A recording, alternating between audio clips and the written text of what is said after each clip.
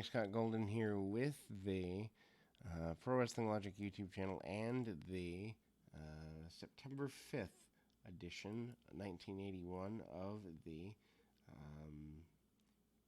All Star Wrestling Review Series. Day after the day of my birth.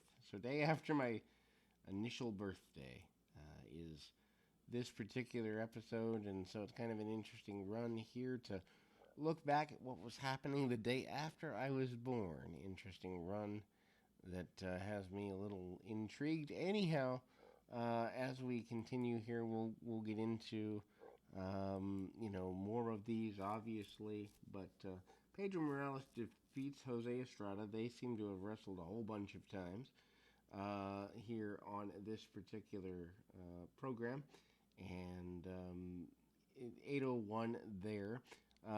Obviously, Pedro, former Continental Champion, former World Champion, has been a major force in the wrestling world in a number of ways for several years by this point, all the way back to the 1960s.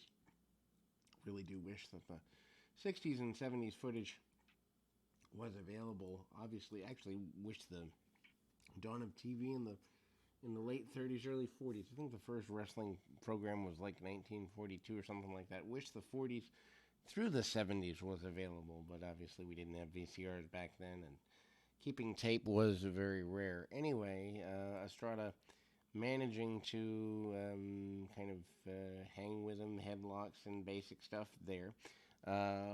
Morales doesn't really want to take a backward step too terribly much, but manages to get things going in his general direction anyway, to the best of his ability. Doesn't exactly get what he wants out of it, but at the same time, manages to do what he can where he can and backs off his opponent there.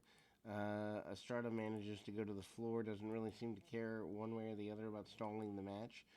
Morales wants him to get back in there as quickly as possible and kind of goes out to the floor, or doesn't really go out fully, but several times throughout the match we see Estrada going out to the floor to break momentum. Just a really interesting psychological match. Basic stuff, nothing major there, but obviously Pedro getting the victory in about 8 minutes or so with a sunset flip and a roll, or a small package, I'm sorry, and a roll up and getting the victory that way. Pedro still on pace to be a major contender for the Intercontinental title, and if Bob Backlund wasn't world champion, because they didn't really do babyface matches at the time all that often. They did them, but it was rare. Greg Valentine against Lee Wong, 608 here, or I'm sorry, that's the next thing in my notebook, the next episode of my notebook. Mr. Fuji and Mr. Saito defeating Dominic DeNucci and Steve King, 720.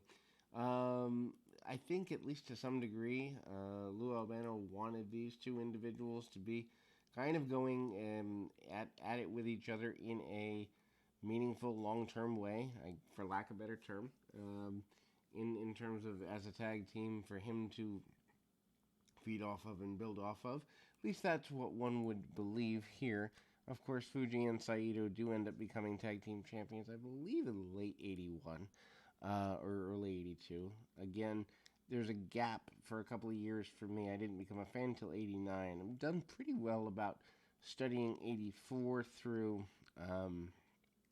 89, obviously, with the WrestleMania years being easier to cover. But 82 and 83, not a whole lot of footage available on that time frame, so kind of hard to stay as focused on building relationships with that time frame as I would like, or as any fan in the situation would like. Anyway, Lou Albano wearing the Japanese garb and headbands and the like, kind of mocking everything. DeNucci has been a major tag guy since the 70s in the area, and so him being the punching bag for Fuji and Saito, especially with the predominance of foreign heels, Japanese heels, European heels, or Asian heels, I'm sorry, being such a major downtrodden deal here at the time. Pretty big deal in that way, and DeNucci managing to go at it with Saito, double chops to the throat, headbutts, and the like basic stuff.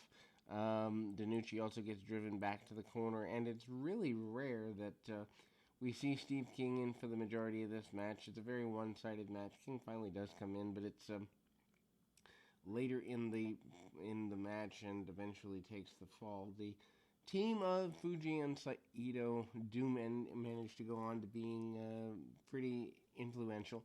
Then we go to the next in the series of matches. Killer Khan up next with Fred Blassie. Of course, Blassie is the champion of Khan, both literally and figuratively. Killer Khan defeating Jeff Carney, and Killer Khan, a very short-term individual there as far as that is concerned. In terms of, he's continuing to kind of live off of the reputation, excuse me, as it relates to the defeat and or the injuring of Andre the Giant, and punch kick by Khan, trying to choke his man out, trying to get an advantage wherever he can. Martial arts chops and kicks and punches. A lot of heel style. Baby blue, powder blue. Tie up from Blassie on the outside. What I mean by tie up is his robe / gear here. Very basic looking, not exactly going to write home about it or be terribly enthralled with it, but it does get some heat as well. And then we see in the next match here, tag team champions, multi-time tag team champions, Rick Martel and Tony Garea. Martel and Garea are tag team champions for the second time in the era.